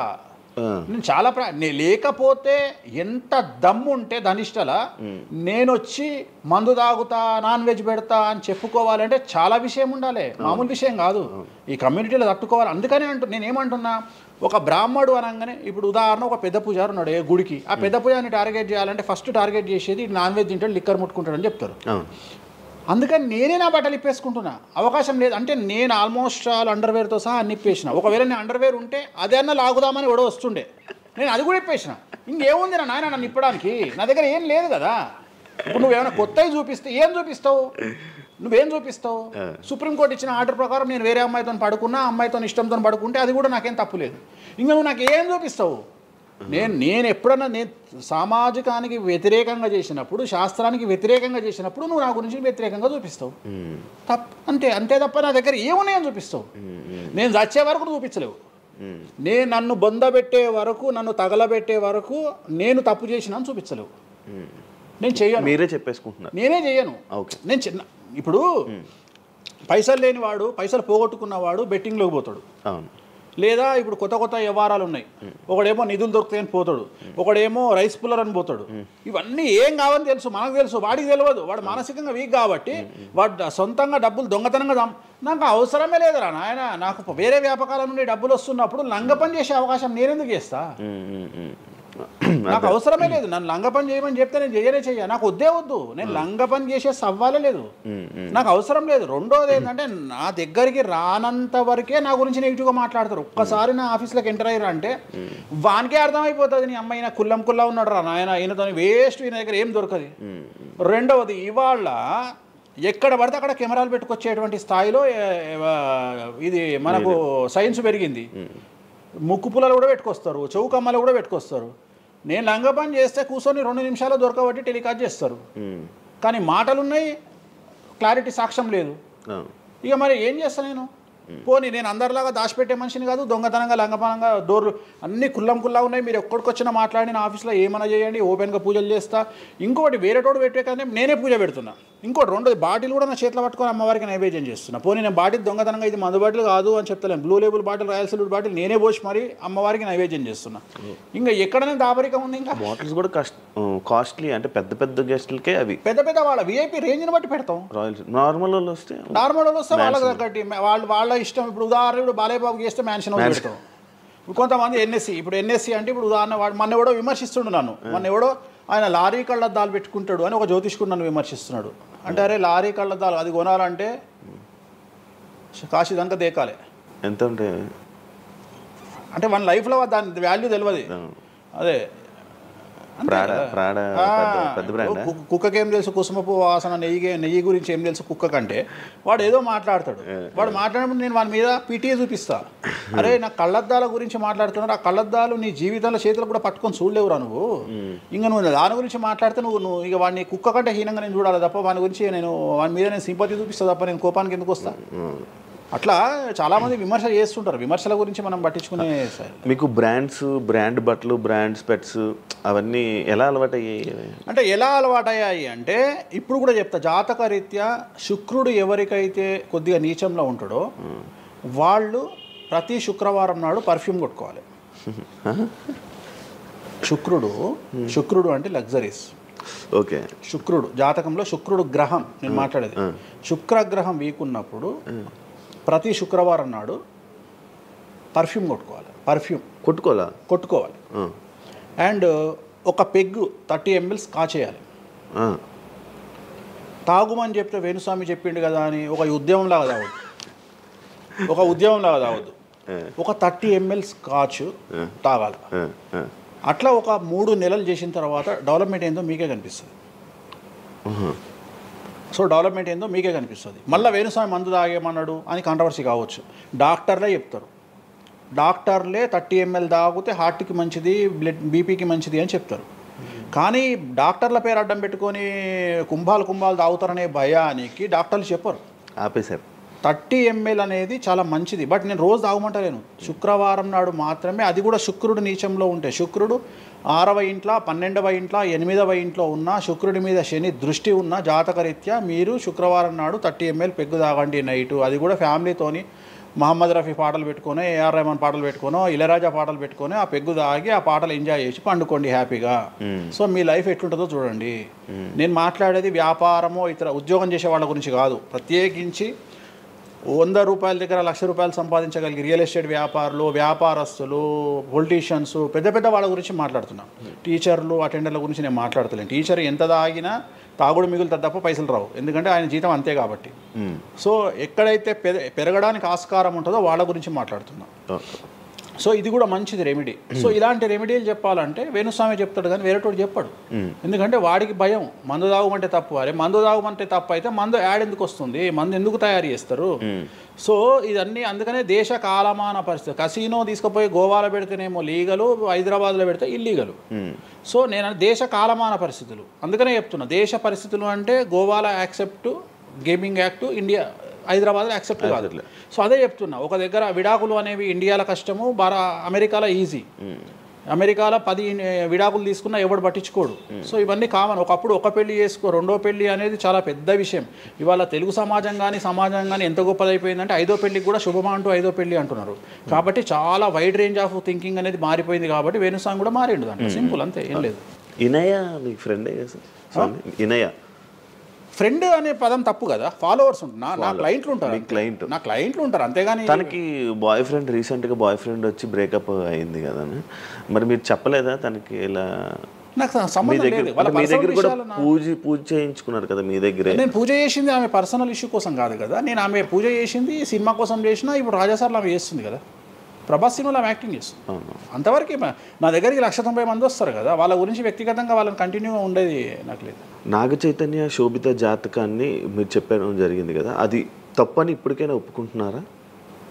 టైం విల్ డిసైడ్ అండి ఏదైనా కానీ. నేను జాతకాలు చెప్తా, పర్సనల్గా నాకు ఎవరి మీద ఏ కోపాలు ఉండవు.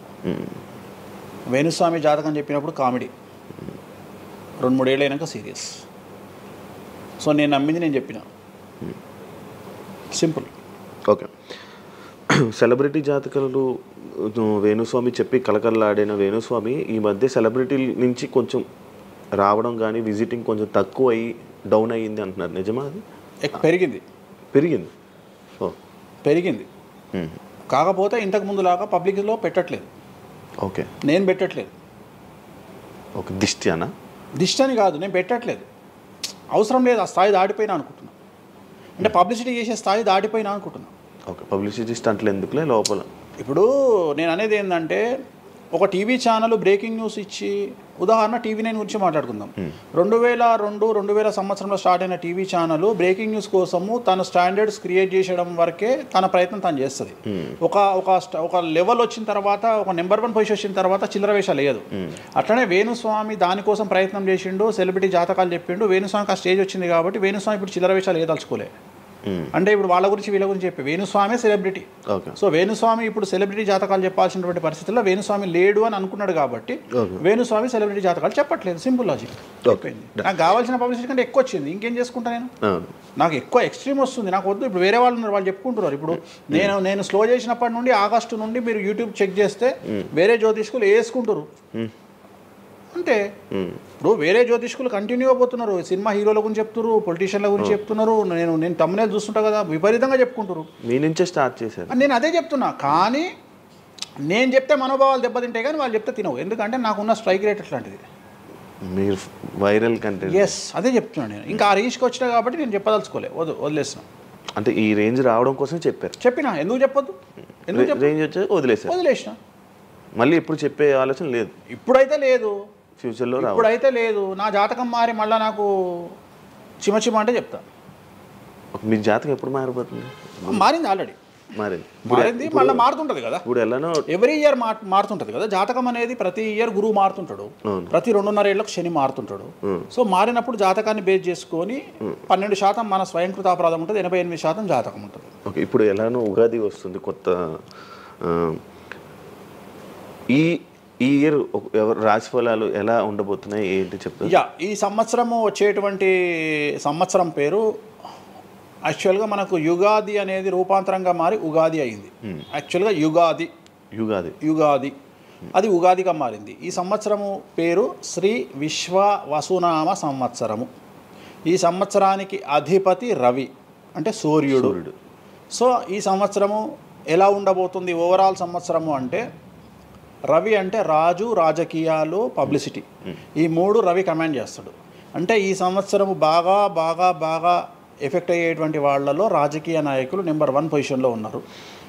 దేశాలు ఉన్నాయి అంటే దేశాల మధ్యన, రాష్ట్రాల మధ్యన యుద్ధ వాతావరణము, రాజుల మధ్యన వైరము, రాజులకు ప్రాణగండము, రాజులకు కారాగార వాసము, ప్రకృతి వైపరీత్యాలు, మరీ ముఖ్యంగా అగ్ని ప్రమాదాలు, విమాన ప్రమాదాలు, పడవ ప్రమాదాలు, రైలు ప్రమాదాలు, సో అనుకోని ప్రదేశాలలో అగ్ని ప్రమాదాలు, అలాగే సునామీ హెచ్చరికలు, అలాగే నగరాల్లో విపరీతమైన వర్షపాతము,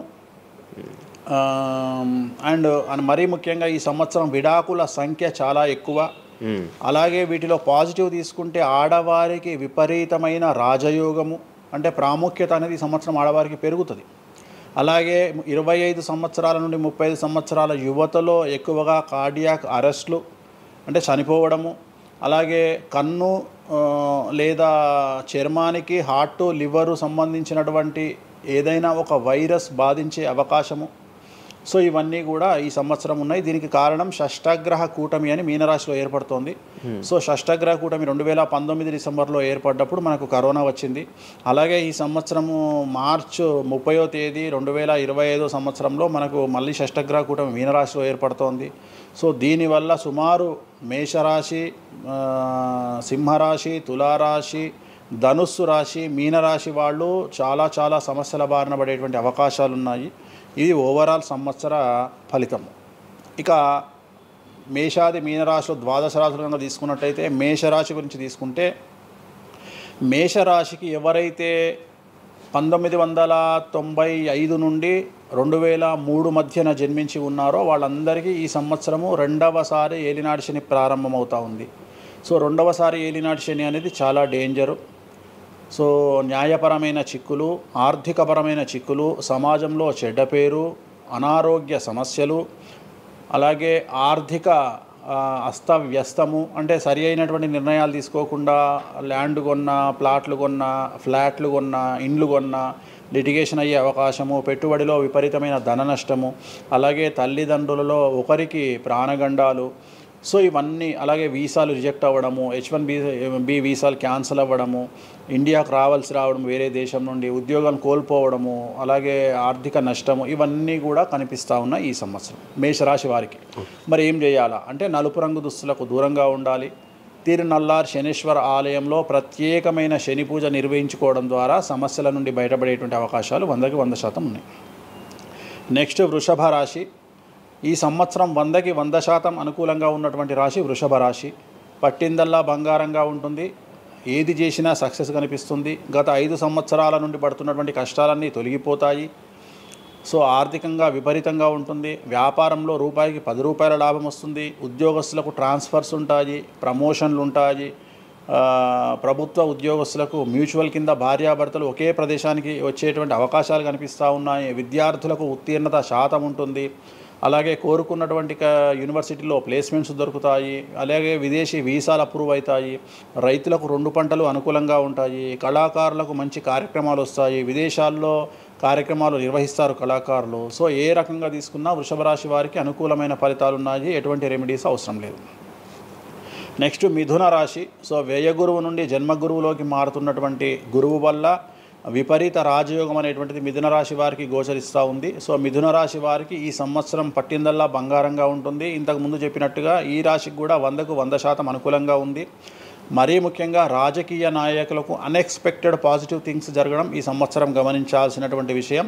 అవివాహితులకు వివాహయోగ సూచనలు, సంతానం లేని వారికి సంతాన యోగము, ఉద్యోగం లేని వారికి ఉద్యోగము, ట్రాన్స్ఫర్స్ కోరుకునే వారికి ట్రాన్స్ఫర్స్, అలాగే అన్ని రంగాల్లో పనిచేసేటువంటి వారికి, ప్రభుత్వ ప్రైవేటు ఉద్యోగాల్లో ఉండేవారికి పాజిటివ్ థింగ్స్, ప్రమోషన్లు, ట్రాన్స్ఫర్స్, వ్యాపారస్తులకు అనుకూలతలు ఇవన్నీ కూడా కనిపిస్తూ ఉన్నాయి. స్త్రీలకు మరీ ముఖ్యంగా అనుకూలంగా ఉండబోతూ ఉంది. సో మిథున రాశి వారికి ఎటువంటి సమస్యలు ఈ సంవత్సరం లేవు. సో నెక్స్ట్ వచ్చే రాశి కర్కాటక రాశి. సో కర్కాటక రాశి వారికి సంబంధించి 100కు 90% అనుకూలమైనటువంటి ఫలితాలు ఉన్నాయి.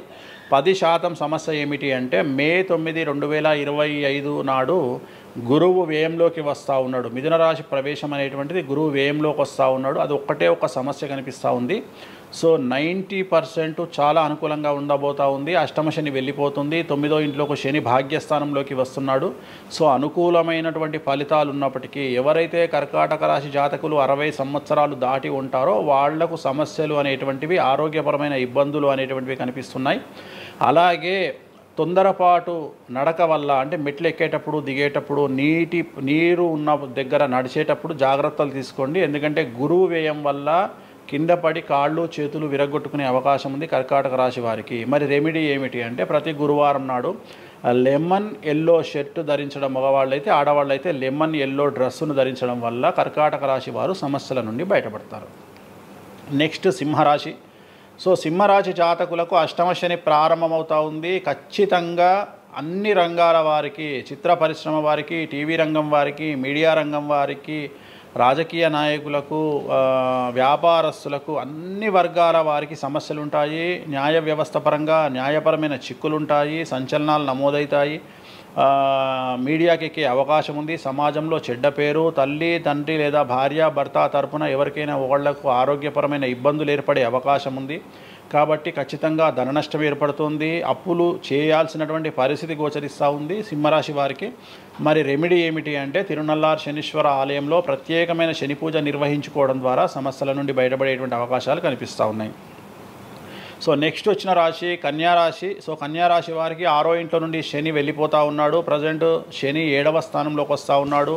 సో చాలా అనుకూలమైనటువంటి ఫలితాలు ఉంటాయి. నూతన పదవి, నూతన ఉద్యోగంలో ప్రమోషన్లు, కోరుకున్న చోటకి బదిలీలు, వ్యాపారంలో అన్ని రూపాయలకు ఎక్కువగా సంపాదించడము, స్త్రీలకు కోరుకున్న దానికంటే ఎక్కువ ధనం రావడము, భార్యాభర్తల మధ్య అన్యోన్యత, విద్యార్థులకు ఉత్తీర్ణత శాతం పెరగడము, అలాగే విద్యార్థులకు వీసాలు ఏర్పడము, కోరుకున్న ప్లేస్మెంట్స్ దొరకడము, రైతులకు 2 పంటలు అధిక దిగుబడి రావడము, ఇవన్నీ కూడా కన్యా రాశి వారికి కనిపిస్తున్నాయి. రెమెడీస్ అవసరం లేదు. ఈ సంవత్సరం చాలా బాగుంది. నెక్స్ట్ తులారాశి. సో ఈ అన్ని రాశుల్లోకి అతి డేంజర్ రాశి, సమస్యల బారిన పడే రాశి తులారాశి. ఎందుకంటే షష్టగ్రహ కూటమి ఎఫెక్టు 6వ ఇంట్లో, 6వ స్థానంలో శని 6వ ఇంట్లో. సో తులారాశి అనేది అతి పెద్ద సమస్యను ఎదుర్కోబోతూ ఉంది. తులారాశి వారికి ఆర్థికంగా విపరీతమైనటువంటి రాబడి ఈ సంవత్సరం ఉంటుంది. డబ్బు మినహా అన్ని రకాలుగా మీకు సమస్యలు ఉంటాయి. డబ్బు కోరుకున్న దానికంటే ఎక్కువ వస్తుంది. కానీ న్యాయపరంగా, ఆర్థిక పరంగా, సామాజికంగా తప్పుడు నిర్ణయాలు లేదా తప్పుడు సమస్యలు లేదా సమాజంలో చెడ్డ పేరు, సమాజంలో సంఘంలో చెడ్డ పేరు, ఆరోగ్యపరమైన ఇబ్బందులు, న్యాయపరమైన చిక్కులు. సో తులారాశి వారికి ఏ విధంగా తీసుకున్నా ఒక్క డబ్బు మినహా మిగతా అన్ని సమస్యలే. డబ్బు రాబడి మాత్రమే గొప్పగా కనిపిస్తూ ఉంది. అన్ని సమస్యలే కనిపిస్తూ ఉన్నాయి. తిరునల్లార్ శనీశ్వర ఆలయంలో ప్రత్యేకమైన శని పూజ నిర్వహించుకోవడం ద్వారా సమస్యల నుండి బయటపడతారు. సో నెక్స్ట్ వృశ్చిక రాశి. సో వృశ్చిక రాశి వారికి అర్ధాష్టమ శని వెళ్ళిపోతూ ఉంది. సో చాలా అనుకూలంగా ఉంటుంది. కళాకారులకు, సినిమా స్టార్స్కు, టీవీ వాళ్లకు, మీడియా వాళ్లకు చాలా అనుకూలంగా ఉండబోతూ ఉంది. రాజకీయ నాయకులకు విశేషించి యోగకాలంగా భావించాల్సి ఉంటుంది. విద్యార్థులకు ఉత్తీర్ణత శాతం పెరుగుతుంది. వీసాలు దొరుకుతాయి. అలాగే విదేశాలకు వెళ్ళే వారికి ఉద్యోగాలు దొరుకుతాయి. అలాగే ఉత్తీర్ణత శాతం పెరుగుతుంది. ప్రేమ వ్యవహారాలు ఫలిస్తాయి. భార్యాభర్తల మధ్యన అన్యోన్యత ఉంటుంది. అవివాహితులకు వివాహ యోగ సూచనలు ఉంటాయి. అలాగే సంతానం లేని వారికి సంతానం ఉంటుంది. సో వృశ్చిక రాశి వారికి అన్ని రంగాల, అన్ని వర్గాల వారికి పూర్తి అనుకూలతలు ఉంటాయి. రెమెడీస్ ఏమీ లేవు, నెగిటివ్స్ ఏమీ లేవు. సో నెక్స్ట్ ధనుస్సు రాశి. ధనుస్సు రాశి వారికి ఈ నెల మార్చి 30 ఉగాది నుండి అర్ధాష్టమ శని ప్రారంభమవుతూ ఉంది. సో కొన్ని సమస్యలు, ఆర్థికపరమైన ఇబ్బందులు ఉంటాయి. పెట్టుబడుల విషయంలో జాగ్రత్తగా ఉండండి. మరీ ముఖ్యంగా తల్లికి సంబంధించిన ఆరోగ్యం మిమ్మల్ని కలవరపెట్టవచ్చు. సో తల్లిగారి ఆరోగ్యం పట్ల జాగ్రత్తలు తీసుకోండి. అలాగే పెట్టుబడుల విషయంలో జాగ్రత్తలు తీసుకోండి. సమాజంలో చెడ్డ పేరు వచ్చే అవకాశం ఉంది కాబట్టి జాగ్రత్తగా ఉండండి. సో ధనుస్సు రాశి వారు తిరునల్లార్ శనీశ్వర ఆలయంలో ప్రత్యేకమైన శని పూజ నిర్వహించడం ద్వారా సమస్యల నుండి బయటపడతారు. సో నెక్స్ట్ మకర రాశి. గత 10 సంవత్సరాల నుండి మకర రాశి వారు పడుతున్నటువంటి బాధలన్నీ తొలగిపోతాయి. 7.5 సంవత్సరాల ఏలినాటి శని వెళ్ళిపోతూ ఉంది. సో పట్టిందల్లా బంగారంగా ఉంటుంది. ఆర్థికంగా, సామాజికంగా, రాజకీయంగా, న్యాయపరంగా, వివాహపరంగా, సంతానపరంగా, అవివాహితులకు వివాహ యోగ సూచనలు, సంతానం లేని వారికి సంతానము, ఉద్యోగం లేని వారికి ఉద్యోగము, విదేశాల్లో ప్రయత్నం చేసే వారికి అనుకూలతలు, అలాగే ట్రాన్స్ఫర్సు, ప్రమోషన్స్ అన్నీ కూడా అనుకూలంగా ఉన్నాయి. ఎటువంటి రెమెడీస్ అవసరం లేదు. కానీ ఒకే ఒక్క విషయం, భార్యాభర్తల మధ్యలో గొడవలు వచ్చేటువంటి అవకాశాలు కనిపిస్తూ ఉన్నాయి. మకర రాశి వారికి ఎడబాటు కనిపిస్తూ ఉంది. ఆ ఒక్క విషయంలో జాగ్రత్తలు తీసుకోండి, కోపాన్ని తగ్గించుకోండి. సో నెక్స్ట్ కుంభరాశి. కుంభరాశికి 2వ స్థానంలో షష్టగ్రహ కూటమి ఏర్పడుతుంది కాబట్టి ధన నష్టం అనేటువంటిది ఏర్పడబోతూ ఉంది. అతి పెద్ద ధన నష్టం మీరు పెట్టేటువంటి ఇన్వెస్ట్మెంట్ రూపంలో కావచ్చు, భూములు కొన్నా, ఇండ్లు కొన్నా, లేదా ఏదైనా వ్యాపారంలో పెట్టుబడి పెట్టినా చాలా తీవ్రమైన ధన నష్టాన్ని మీరు ఎదుర్కొనే అవకాశం ఉంది. కాబట్టి తొందరపాటు చర్యలు, తొందరపాటు నిర్ణయాలకు దూరంగా ఉండండి. నలుపు రంగు కార్లకు, నలుపు రంగు వస్తువులకు దూరంగా ఉండండి. తిరునల్లార్ శనీశ్వర ఆలయంలో ప్రత్యేకమైన శని పూజ నిర్వహించడం ద్వారా కుంభరాశి జాతకులు సమస్యల నుండి బయటపడతారు. ఇక చివరిదైనటువంటి రాశి మీనరాశి. మీనరాశి వారికి జన్మంలో అంటే మీనరాశిలోనే షష్టగ్రహ కూటమి ఏర్పడతా ఉంది. సో చాలా సంచలనాలు ఉంటాయి. నెగిటివ్సే కనిపిస్తూ ఉన్నాయి, పాజిటివ్స్ ఒక్కటి కూడా కనిపించడం లేదు. ఆర్థికంగా, న్యాయపరంగా, సామాజికంగా, ఆరోగ్యపరంగా, కుటుంబపరంగా అన్ని రకాల ఇబ్బందులు ఎదుర్కొంటారు. సంచలనాలు ఫేస్ చేయాల్సి వస్తుంది. కుటుంబంలో ఆరోగ్యపరమైన ఇబ్బందులు ఉంటాయి, ఆర్థికపరమైన నష్టాలు ఉంటాయి, భార్యాభర్తల మధ్యన గొడవలు ఉంటాయి, ఎడబాటుకు దారితీసే అవకాశం ఉంది. తల్లిదండ్రుల్లో వారికి ప్రాణగండం కనిపిస్తూ ఉంది. సో చాలా సమస్యలు మీనరాశి వారు ఫేస్ చేసే అవకాశం ఉంది. తిరునల్లార్ శనీశ్వర ఆలయంలో ప్రత్యేకమైన శని పూజ నిర్వహించడం ద్వారా ఈ సమస్యల నుండి బయటపడేటువంటి అవకాశాలు ప్రస్ఫుటంగా కనిపిస్తున్నాయి.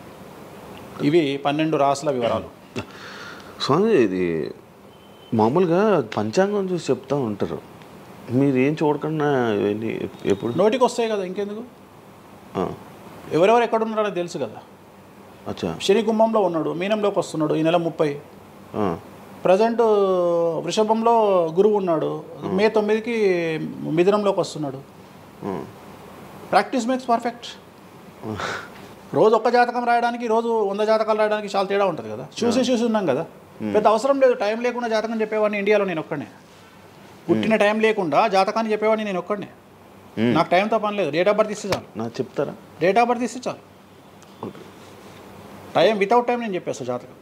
ఇప్పుడు ఒకసారి చెప్పనా? నాది ఇప్పుడు చెప్పనా? ప్రాక్టికల్ ఎందుకు అన్ని సంచలనాలు చెప్తా కదా నేను, మళ్ళీ కెమెరా రికార్డ్ అయితే. ఓకే, వద్దులే. నాకు నార్మల్ చెప్పేది అలవాటు లేదు కదా. నా దగ్గరికి రావాలంటే ప్రిపేర్ అయ్యి రావాలి. అంటే నేను సొల్లుపురానని చెప్పా, 40 ఏళ్ళకి ఇల్లు కొంటావు, 50 ఏళ్ళకి నరుకుతావు, కొరుకుతావు, ఇవి కాదు. వచ్చే 6 నెలలు జైలుకు పోతావు. నీకు విషయం ఎవరిదైనా. సో ఈ టైంలో డివోర్స్ అవుతుంది, ఈ టైంలో యాక్సిడెంట్ అవుతుంది. అంటే చెడును తెలుసుకోవడం వల్ల చెడు నుండి బయటపడడం ముఖ్యంగా. నేను చెప్పినా చెప్పకుండా నువ్వు కారు కొంటావు. నువ్వు కారు కొనడం అనేది it is very normal, right? నువ్వు ఇల్లు కొనడం అనేది నార్మల్. నా దృష్టిలో చెడు చెప్పడం వల్ల చెడు నుండి తప్పించుకోగలిగితే చాలు అనేది. నీ మంచిని ఎవడు ఆపలేడు, చెడు ఆపొచ్చు. ఇప్పుడు నువ్వు బెంజ్ కారు కొనుక్కుంటా అంటే, నువ్వు ఒక BMW కొనుక్కుంటా అంటే నేను ఆపను. కానీ BMWలో 140 పోతే ఆపుతా. నేనేమంటా, భగవంతుడు నీకు BMW ఇచ్చింది భగవంతుడు, కానీ 180లో పోయే కక్కుర్తి నీకుంటే నేను ఎవడు కాపాడలేడు. హైదరాబాద్ రోడ్లకు 120 లాస్ట్, 140 పైన బండి షేక్ అవుతుంది ఈ రోడ్లకు. సో 120 కంటే ఎక్కువ పోకు అని చెప్తా. కానీ దేవుడిని అయితే నీకు BMW ఇవ్వద్దు అని నేను చెప్పలేను కదా. సో నీకు BMW దేవుడు ఇస్తాడు. సో నువ్వు స్వయంకృత అపరాధం చేసుకోకుండా కాపాడాల్సిన బాధ్యత నాది. బాబు ఫ్యాటీ లివర్ ఉంది, మందు తాకు. బాబు లంగ్స్ దొబ్బినాయి, సిగరెట్లు ఆపేసాయి. బాబు ఇగో పనికి మాలిన కసినోనో పేకాటనో ఆడకు, ఉన్న ఆస్తంతా సర్వనాశనం అయిపోతుంది. సో ఇవి చెప్పడం నా ధర్మం. అంతేగాని నువ్వు కారు కొంటావు, నువ్వు తోపు అవుతావు, తురుము అవుతావు, నువ్వు ఎట్లాగవుతావు? ఈ లివర్ మీరు ఎలా చెప్తారు? లివర్ పోయింది ఇవన్నీ జాతకంలో రవి నీచంలో ఉంటే లివర్ పోతుంది. శని రవి కలిసి ఉంటే లివర్ పోతుంది, లివర్ క్యాన్సర్ వల్ల చనిపోతారు. శుక్రుడు రాహు కలిసి ఉంటే ప్రోస్టేట్ క్యాన్సర్ వల్ల చనిపోతారు. చంద్రుడు నీచంలో ఉంటే ఆడవాళ్ళకు బ్రెస్ట్ క్యాన్సర్ వస్తుంది. డాక్టర్లు చెప్తారు కదా. Medical astrology. ఇప్పుడు 100 మంది నాకు హైదరాబాద్లో ఫేమస్ డాక్టర్లు అందరూ నా క్లయింట్లు, నా ఫ్రెండ్స్. జ్యుడిషియరీ మీద నాకు అవగాహన ఉంది. శుక్రుడు రాహు కలిసి ఉంటే జైలుకు పోతావు. వాళ్ళు ఏం పోతే మీరు చెప్తుంటారా డాక్టర్లు? డాక్టర్లు ఇప్పుడు నువ్వు డాక్టరు, నువ్వు నాకు ఏం అడుగుతావు అంటే, నీ క్లయింట్ డేట్ ఆఫ్ బర్త్ నాకు ఇచ్చి నువ్వు నన్ను అడుగుతావు ఈయనకి ఏ క్యాన్సర్ వచ్చే అవకాశం ఉంది అంటే, నేను ఒక 3 ఆప్షన్లు చెప్తా. 3 ఆప్షన్లు చెప్పినాక నీకు క్లారిటీ వస్తుంది. నేను చెప్తా ఆయనకు ప్రోస్టేట్ క్యాన్సర్ వస్తుంది అని చెప్తా. ఎస్ ప్రోస్టేట్ క్యాన్సరే స్టేజ్ 2లో ఉన్నాడు అని చెప్తావు. ఆయన చెప్తాడు. చెప్పినాక ఈయన ఎన్ని రోజులు బతుకుతాడు డాక్టర్ స్వామి గారు అని అడిగితే నేను ఆయన డేట్ ఆఫ్ బర్త్ని బేస్ చేసుకొని ఇక ఇన్ని రోజులు బతుకుతాడు అని చెప్తా. సో ట్రీట్మెంట్ వల్ల ఈయనకి ఏమైనా బెనిఫిట్ అయ్యే అవకాశం ఉందా అని అడుగుతాడు. అంటే అవుతుంది అని చెప్తా. ఎన్ని రోజులు బతుకుతాడు, ఇన్ని రోజులు బతుకుతాడు ట్రీట్మెంట్ చేస్తే. సో మేమిద్దరం కమ్యూనికేట్ చేసుకుంటాం. అంటే డాక్టర్కు నా మీద ఉండే నమ్మకం వల్ల నడుస్తుంది అది. అట్లనే జ్యుడిషియరీ విషయం ఉంది. జ్యుడిషియరీలో ఇప్పుడు ఉదాహరణ ఈడీ కేసు ఉంది, ఎవరి మీద జైలుకు పోయిండు. సో ఈడీ కేసులో బెయిల్ దొరకడం చాలా కష్టం. సో నేను బెయిల్ రావడానికి పూజలు చేస్తాను. దానికి కారాగార దోష నివారణ పూజ అని ఉంటుంది.